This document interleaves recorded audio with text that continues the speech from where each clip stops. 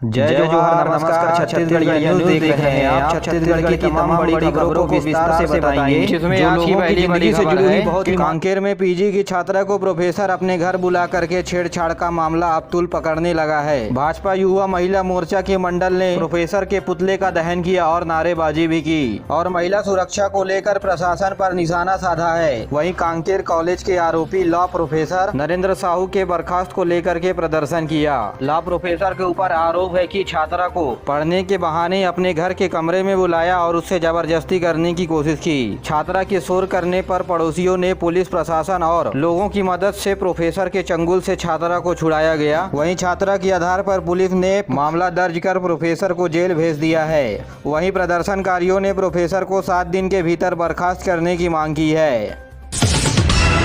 बच्चों में पोषण के स्तर को जांचने के लिए छत्तीसगढ़ समेत पूरे देश में आज से पोषण स्तर मानक जांच दिवस का आयोजन किया जा रहा है। 27 मार्च तक चलने वाले इस अभियान में पोषण स्तर को समुदाय लेवल में बढ़ाने के लिए राज्य सरकार की ओर से अनोखा प्रयास किया जाएगा। प्रदेश के आंगनबाड़ी केंद्र तथा प्राथमिक के स्कूलों में पढ़ने वाले बच्चों का पोषण स्तर जाँच किया जाएगा। इस अभियान का मुख्य उद्देश्य 6 साल तक के बच्चों को पोषण स्तर तक लाना है तथा उनके माता पिता को पोषण स्तर के बारे में जानकारी देना है। इसके अंतर्गत एकीकृत बाल विकास योजना का विस्तार भी किया जाएगा। इस कार्यक्रम में सामाजिक संस्था, एनजीओ तथा माताओं और बच्चों को भी कार्यक्रम में शामिल किया जाएगा। महिला एवं बाल विकास मंत्री अनिला भेड़िया ने सभी वर्गों के प्रमुखों से अनुरोध किए हैं कि वे छोटे बच्चों को कुपोषण से मुक्त करने के लिए अपना प्रयास जारी रखें।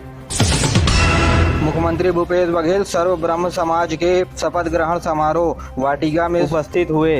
इस मौके पर वे बलौदा बाजार पॉलिटेक्निक कॉलेज का नाम पूर्व राजनेता करुणा शुक्ला के नाम पर करने को कहा और उनके नाम पर समाज में भवन निर्माण करने का घोषणा किया। और मुख्यमंत्री ने माता कौशल्या के जन्म दिवस को पता लगाने के लिए धर्म गुरु और इतिहासकारों से आग्रह किया। वहीं मुख्यमंत्री ने कुर्मी समाज को संबोधित करते हुए मुपका भाटापारा में कॉलेज का नाम रामनाथ बर्मन के नाम पर करने की घोषणा की। साथ ही गाँव के तिल्दा बांधा में पानी की व्यवस्था को तय रखने को कहा।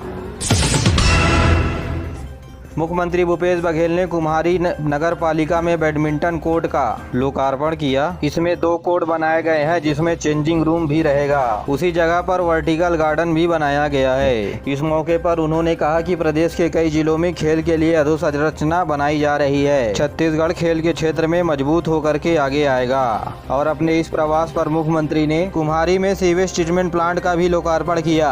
उन्होंने इस मौके पर कहा कि ये प्राकृतिक आधारित समाधान है और इस नाली के ट्रीटमेंट किए गए पानी को बाग बगीचा और खेती के लिए उपयोग किया जा सकेगा। वहीं सूखे स्लज को खाद बनाया जाएगा। मुख्यमंत्री ने कुम्हारी में 7 करोड़ रुपए की लागत से कई विकास कार्यों और का लोकार्पण और भूमि पूजन भी किया। साथ ही 23 करोड़ रुपए की लागत से मछली पालन, खदान और सब्जी मंडी को सुधारने की भी बात कही।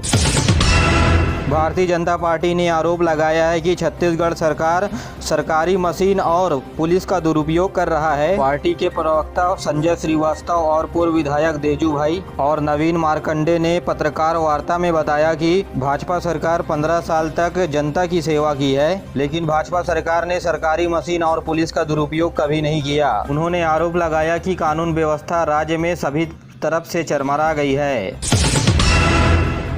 खैरागढ़ में नामांकन पत्र भरने की प्रक्रिया चल रही है। नामांकन पत्र 24 मार्च तक भरे जा सकेंगे और 28 मार्च तक उम्मीदवार अपना नाम वापस ले सकेंगे। खैरागढ़ उपचुनाव के लिए कई राजनीतिक दलों ने प्रतिनिधि चुनने की प्रक्रिया को तेज कर दिए हैं। बता दें कि खैरागढ़ उपचुनाव के लिए 12 अप्रैल को मतदान होगा।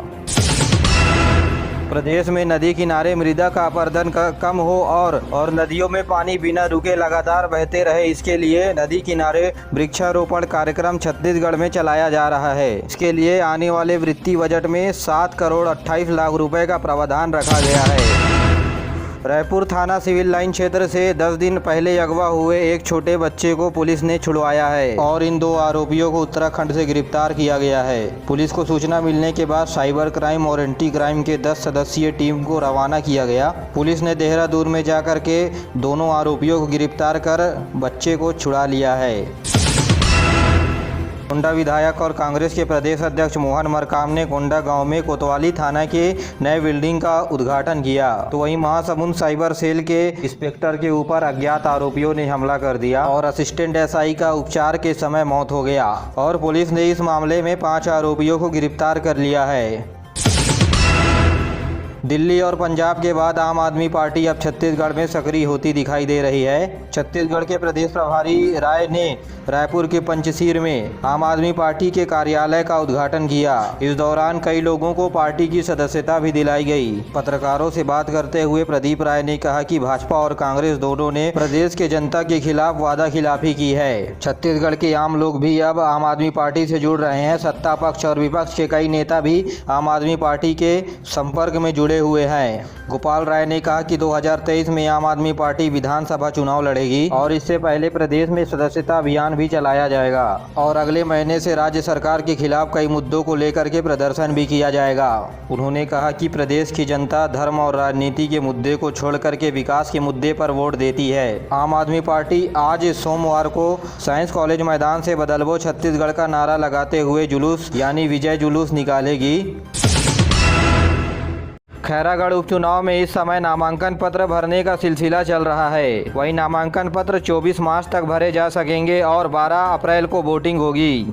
उपचुनाव को लेकर के राजनांदगांव के जिला कलेक्टर और जिला निर्वाचन अधिकारी तारन सिंह और पुलिस अधीक्षक ने जिलों पर बनाए गए चेक पोस्ट और मतदान सुरक्षा दल तथा मतदान केंद्रों का निरीक्षण किया गया। मतदान केंद्रों में दिव्यांगजन और आम नागरिकों के लिए सभी व्यवस्थाएं मुहैया कराने के निर्देश दिए गए। उन्होंने चेक पोस्ट में आने जाने वाहनों को निगरानी कर वीडियोग्राफी बनाने का निर्देश दिया है। खैरागढ़ में उपचुनाव 12 अप्रैल को होगी और मतगणना 16 अप्रैल को होगी। खैरागढ़ विधानसभा का सीट छत्तीसगढ़ जनता कांग्रेस जोगी के विधायक देवव्रत सिंह के निधन के बाद खाली है।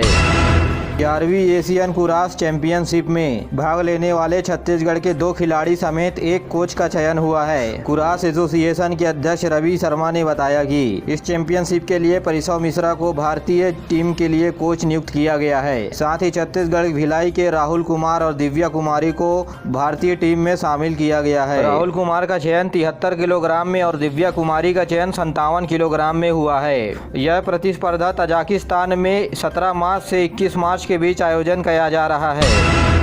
छत्तीसगढ़ और मध्य प्रदेश के सीमा में हुए मधुर टिकरा के हादसे में बड़े पत्रकार उपेंद्र दुबे के परिवार के 3 सदस्य की मौत हो गई। वहीं उपेंद्र दुबे गंभीर रूप से घायल बताए जा रहे हैं। जानकारी के मुताबिक परिवार के कार्यक्रम के लिए अपने कार में सवार होकर के ये तीनों बलरामपुर से वाराणसी जा रहे थे और सुबह के वक्त ही छत्तीसगढ़ और मध्य प्रदेश के बॉर्डर के मधुर टिकरा में कार अनियंत्रित होकर के पेड़ से टकरा गई। इस हादसे में उपेंद्र दुबे की मां, बेटा और पत्नी की हादसे में ही मौत हो गई। गंभीर हालत में उपेंद्र दुबे को अंबिकापुर के निजी अस्पताल में इलाज कराया जा रहा है। इसीलिए छत्तीसगढ़ के मुख्यमंत्री भूपेश बघेल ने उपेंद्र दुबे के परिवार के 3 सदस्यों के अकाल मृत्यु पर गहरा शोक प्रकट किया है और उन्होंने सरगुजा जिला प्रशासन को बेहतर स्वास्थ्य सुविधा दिलाने के निर्देश भी दिए हैं।